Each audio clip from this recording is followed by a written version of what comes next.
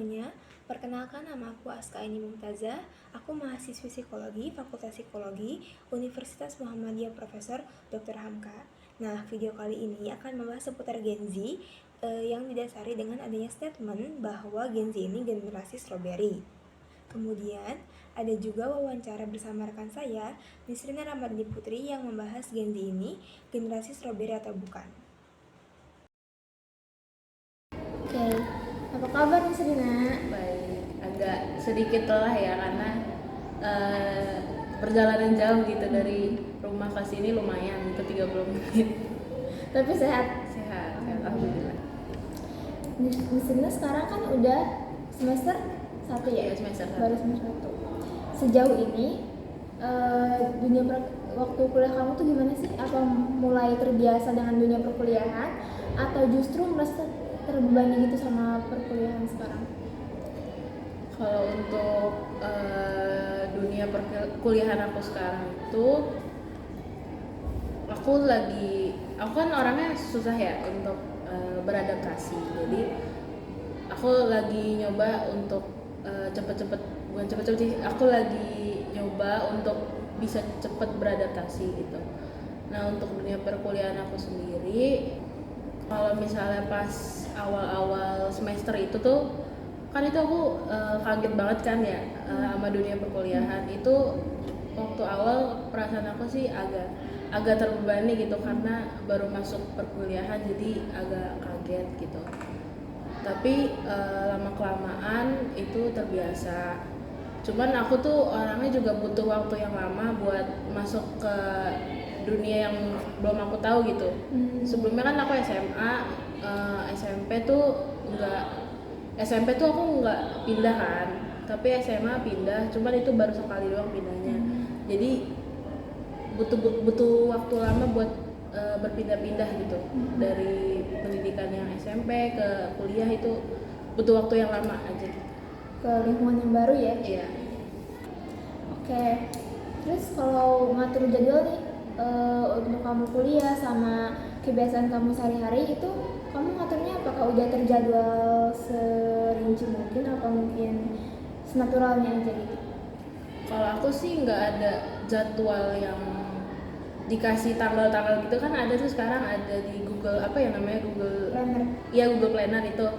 Nah, itu sebenarnya udah dikasih tips tuh dari awal. Cuma kalau aku nggak pakai itu, soalnya kadang tuh aku lupa buat update-nya kembali gitu, tanggal-tanggal. Jadi aku cuman taruh di note aja kayak tugas gitu, ini deadline-nya kapan, ini deadline-nya kapan. Jadi per matkul tuh aku tulis deadline-nya tuh tanggal berapa aja.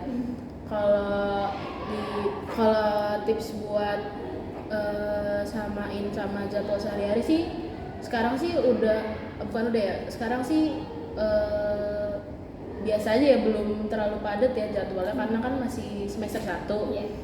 Jadi belum yang padat banget gitu. Jadi kalau aku udah jadwal udah padat gitu, misalnya semester 3, katanya sih semester 3 sih lebih padat gitu ya.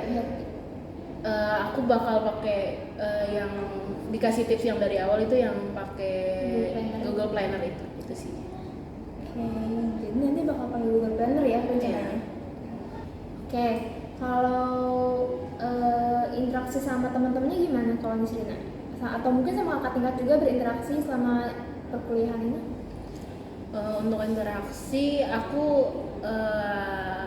orangnya agak malu ya, karena yang tadi aku sebelumnya bilang, aku orangnya juga adaptasinya lama. Jadi untuk sinkron dengan kelas tuh juga lama gitu. Untuk berinteraksi sih sekarang aku alhamdulillah ya udah mulai bisa gitu, bisa buat cari teman, interaksi sama kakak-kakak tingkat juga, itu aku udah lumayan bisa gitu. Biasa sih kalau aku ketemu temen yang jarang ketemu atau jarang ngobrol gitu ya, itu aku agak kagok gitu. Sebenarnya tuh aku mau ngobrol aja, pengen berteman, cuman aku nggak tahu ya, dari alam bawah sadar aku gitu kayak kok susah gitu ya. Tapi aku diri aku sendiri sih nggak mau batasin aku buat ngobrol sama temen yang jarang ngobrol gitu. Aku nggak mau, sebenarnya aku nggak mau, cuman dari dalam diri aku tuh kayak ada yang apa ya, ya kayak ada yang stop gitu, kayak susah aja gitu sih. Mungkin balik lagi ke sifat pemalunya itu. Iya, masih sifat pemalu aku tuh masih apa ya, masih kuat gitu loh. Iya. Jadi harus dibiasain sih, lagi mencoba buat terbiasa gitu sama teman-teman baru. Sejauh ini kayak dari mungkin Sirna kecil, dari TK mungkin atau sebelum TK sampai sekarang ini, apa sih pencapaian Sirna yang mungkin bikin Sirna tuh bangga gitu? Yang sederhana-sederhana itu apa? Yang paling sederhana ya, itu aku nggak pernah ngulang kelas sih, itu paling sederhana di pendidikan itu. Nggak pernah ngulang kelas, terus juga alhamdulillah jarang dapet nilai C gitu. Terus juga orang tua aku juga gak pernah yang nuntut kayak harus dapet A, harus dapet nilai 100.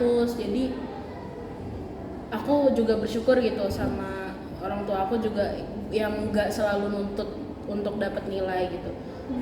Di situ aku juga merasa pencapaian aku yang orang tua nggak gimana ya, orang tua nggak nuntut itu, aku juga termasuk apa ya, aku juga bangga gitu, orang tua aku nggak pernah nuntut gitu. Jadi beban untuk pendidikan tuh beban aku yang rasakan di pendidikan tuh nggak yang apa ya, mungkin nuntut tapi bukan menuntut yang sampai harus kuliah di luar negeri atau harus kuliah yang yang punya penilaian yang tinggi gitu, gak harus gitu. Jadi tuh aku bangga di situ sih sama orang tua aku juga gitu. Jadi nggak terlalu terpressure ya di sini, di dunia pendidikan. Iya, aku sih bangganya situ sih, orang tua aku nggak pernah ngasih pressure yang terlalu berat banget di pendidikan.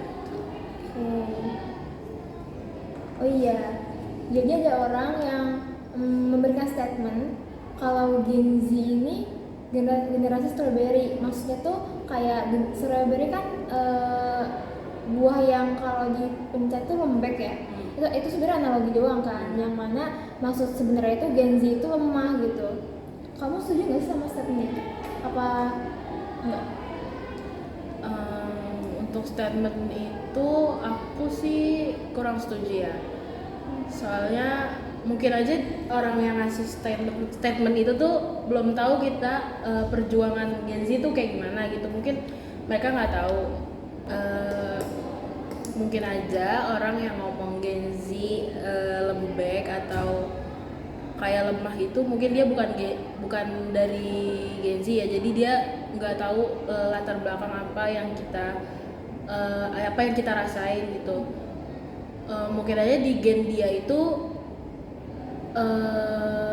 ada juga yang yang cepet capek atau cepet burn out gitu, mungkin aja. Tapi mungkin di di gen dia itu kurang diekspresikan. Jadi kan kalau sekarang tuh masa-masa sekarang tuh kan Gen Z udah banyak Gen Z itu yang bikin program mental health gitu. Jadi kan kita jadi lebih terbuka. Mungkin aja yang gen sebelumnya juga merasa ada yang burn out, cepet lelah pikirannya, terus mental health juga keganggu, itu mungkin banyak. Tapi dulu tuh kurang untuk diekspresikannya gitu. Jadi menurut aku sih lebih ke masanya aja sekarang tuh udah banyak yang terbuka, jadi semua orang tuh jadi ngikut gitu untuk mengekspresikan mental health dia gitu. Gitu sih menurut aku. Terima kasih Srina atas waktunya. Nah, tadi itu wawancara bersama rekan saya. Kalau menurut teman-teman gimana nih? Soalnya bisa juga nggak sih Gen Z itu jadi strawberry yang memiliki value yang tinggi? Misalnya, stroberi yang sudah menjadi olahan seperti dessert. Itu kan stroberi akan melalui berbagai proses sehingga menghasilkan stroberi yang memiliki nilai jual atau harga jual yang lebih tinggi dibandingkan dengan buah stroberi yang masih menjadi bahan baku. Seperti itu. Oke, sekian video kali ini. Semoga bermanfaat. Thanks for watching and toodles.